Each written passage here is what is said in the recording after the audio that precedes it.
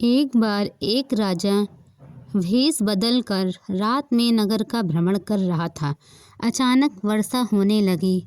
उसने एक मकान का दरवाजा खटखटाया। अंदर जाकर राजा ने गृहस्वामी से कहा, मैं कई दिनों से भूखा हूँ। भूख के मारे मेरे प्राण निकल रहे हैं। जो कुछ हो मुझे तुरंत खाने को दे दो।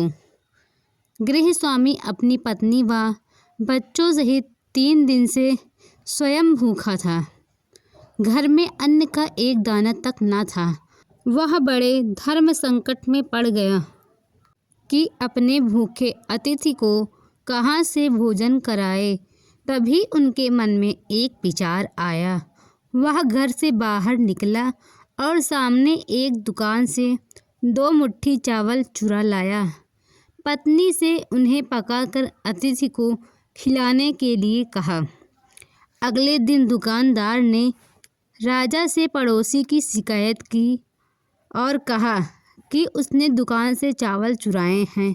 राजा ने तत्काल उस व्यक्ति को बुलवाया, चावलों की चोरी के बारे में पूछा। उस व्यक्ति ने अपना अपराध स्वीकार करते हुए बीती रात की पूरी घटना सुना दी। हाथ जोड़कर कहा, महाराज, मेरा स्वयं का परिवार 3 दिन से भूखा था। मैंने अपने लिए चोरी नहीं की और ना ही कभी करता, चाहे प्राण निकल जाते। परंतु आधी रात में घर पर आए अतिथि को भूखा नहीं देख सकता था। राजा यह सुनकर बहुत दुखी हुआ। उसने बताया कि अतिथि वह स्वयं था। फिर उसने दुकानदार को बुलवाया, पूछा कि क्या उसने अपनी दुकान से पड़ोसी को रात में चावल चुराते हुए देखा था।